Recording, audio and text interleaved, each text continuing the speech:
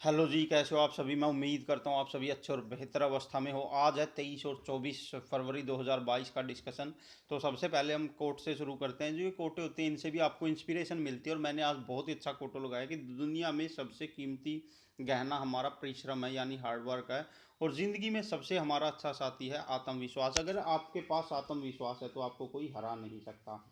मैं एक हर रोज़ अच्छी मोटिवेशनल कोटे डाला करूँगा ताकि आपको उससे इंस्पिरेशन मिले। तो जो हमारा लेक्चर है वो शुरू करते हैं फर्स्ट न्यूज से। Synthetic biology. सिंथेटिक बायोलॉजी में क्या होता है कि इसमें जीन एडिटिंग की जाती है, डीएनए एडिटिंग की जाती है। यानी अगर आपकी बॉडी का कोई जीन या डीएनए खराब है तो उसकी जगह दूसरा सही जीएनए ट्रांसप्लांट कर दिया जाता है, उसकी जगह चेंज कर दिया जाता है। यही है सिंथेटिक बायोलॉजी, और भारत ने इसमें पूरी तरह से सफलता हासिल कर लिया। हमारी एक अचीवमेंट है, याद रखना है। और ये क्वेश्चन बहुत बार इवन स्टैंडर्ड जो एग्जाम है उनमें भी पूछा गया। क्रिस्पर 9 टेक्नोलॉजी क्या है, या जीन एडिटिंग से जुड़ी हुई, डीएनए एडिटिंग से जुड़ी हुई टेक्नोलॉजी क्या है, तो उसे कहते हैं क्रिस्पर 9 टेक्नोलॉजी। इसके तहत खराब जीन होता है या खराब डीएनए को बाहर निकालकर सही डीएनए या जीन को अंदर डाला जाता है। अब चलते हैं अगली न्यूज़ पे। एयर इंडिया ने क्या किया कि यूक्रेन में युद्ध होने के चांसेस बन गए हैं, क्योंकि रशिया ने वहाँ पे 2 लाख फोर्सेज लगा दी है। तो भारतीय नागरिकों को वहाँ से बाहर निकाला जा रहा है, वापस लेकर आ रही है इंडियन गवर्नमेंट। और ये काम कर रही है कौन? एयर इंडिया काम कर रही है ये।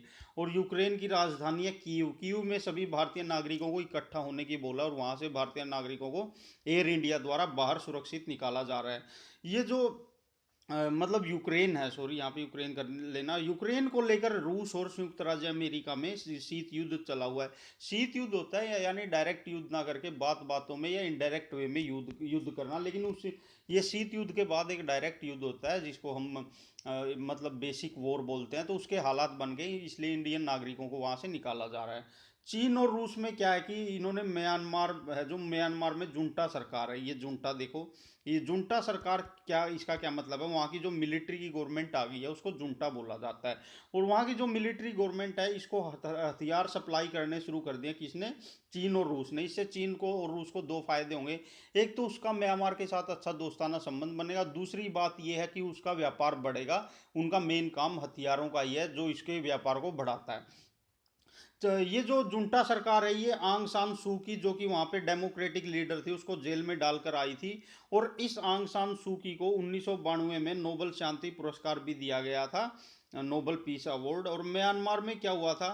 बुद्धिस्टों ने रोहिंग्या मुस्लिम को कम्युनिटी को मारकर भगाया था। ये रोहिंग्या मुस्लिम कम्युनिटी थी, इसको मारकर भगा दिया गया था बर्मा म्यांमार से। तो इस पे भी क्वेश्चन बन जाता है। मलयालम फिल्म अभिनेत्री है जिसका नाम है के पी ए सी ललिता, इनका निधन हो गया है। क्वेश्चन ऐसे आ सकता है कि के पी ए सी ललिता किस फील्ड से जुड़ी हुई हैं? तो वो मलयालम की फिल्म अभिनेत्री थी। मलयालम यानी कि जो केरला की लैंग्वेज है, स्टेट लैंग्वेज है, और ये हमारे संविधान में भी डाली गई है। उन्होंने 2 बार राष्ट्रीय फिल्म पुरस्कार जीता था फिल्मों में बेहतरीन काम के लिए। इस करके ये इंपॉर्टेंट पर्सनैलिटी हो जाती है। सॉरी। भारत ने अफगानिस्तान में 50,000 टन गेहूं पाकिस्तान के रास्ते से भेजने के लिए पहली खेप रवाना की। यानी भारत जो है अफगानिस्तान को गेहूं भेज रहा है ताकि भारत और अफगानिस्तान के संबंध और अच्छे हों और भाईचारा बने। और इसके लिए जो पहली खेप भेजनी थी वो उन्होंने भेज दिया, और ये 50,000 टन गेहूं भेजे, ये भी आपने याद रखना। और पाकिस्तान के रास्ते से लैंड एरिया से भेजिया पाकिस्तान को डिप्लोमेटिकली, मतलब प्रेशर में लाके। पाकिस्तान, ओ सॉरी, अफगानिस्तान कर लेना यहाँ पे।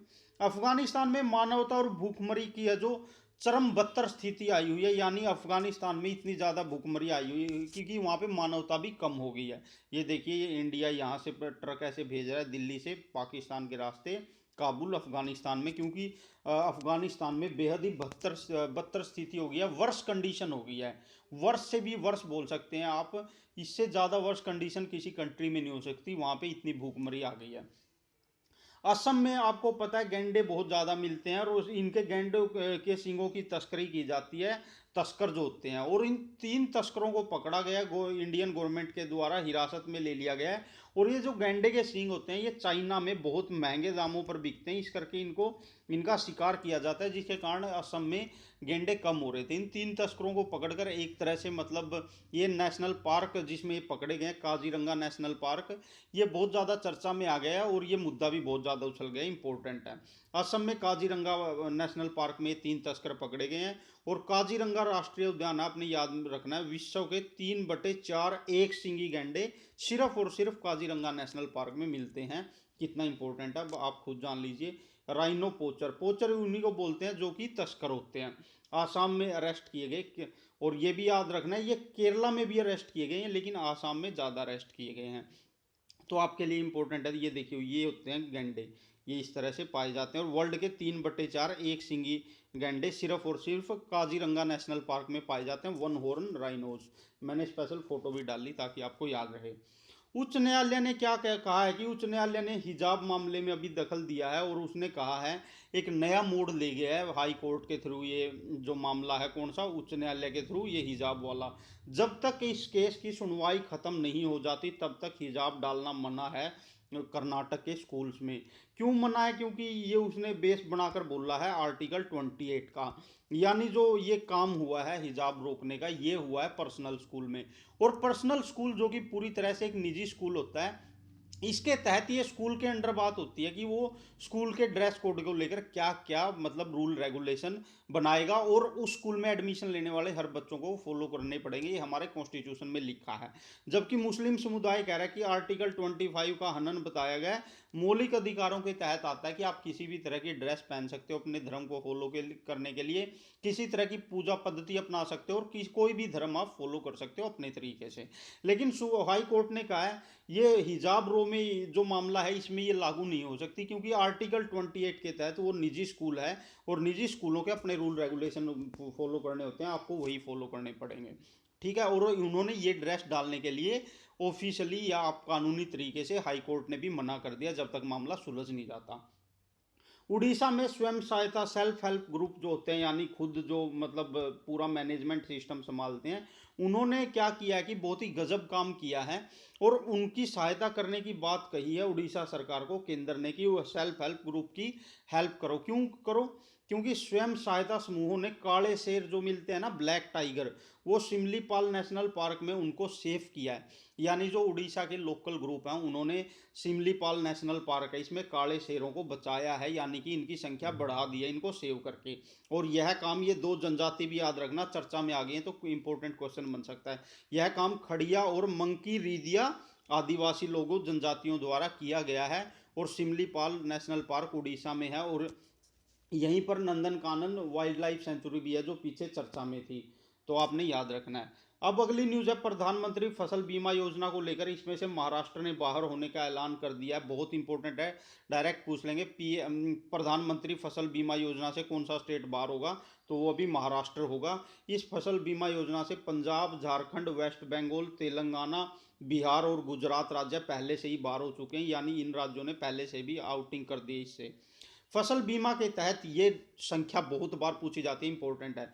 खरीफ फसलों का 2% बीमा दिया जाता है, रबी की फसलों का 1.5% बीमा दिया जाता है, और बागवानी फसलें महंगी होती हैं तो इनका 5% बीमा दिया जाता है। ये संख्या आपने याद रखनी है। प्रधानमंत्री द्वारा 2016 में इसे लॉन्च किया गया था। यह कृषि और किसान कल्याण मंत्रालय के तहत आती है प्रधानमंत्री फसल बीमा योजना। ये देखो 2016 में इसे लॉन्च किया गया था और अभी क्या हुआ है, महाराष्ट्र इससे बाहर हो गया है। खरीफ के तहत 2% दिया जाता है और रबी के तहत 1.5%, और व्यावसायिक फसलों या हॉर्टिकल्चर की फसलों के तहत 5% बीमा दिया जाता है। तो ये था आज का और कल का, यानी कि 23 और 24 फरवरी 2022 का लेक्चर करंट अफेयर का। मैंने अपना बेस्ट दिया, मैं उम्मीद करता हूँ आप सभी को पसंद आया होगा। आप सभी का बहुत बहुत धन्यवाद। जय हिंद, जय भारत।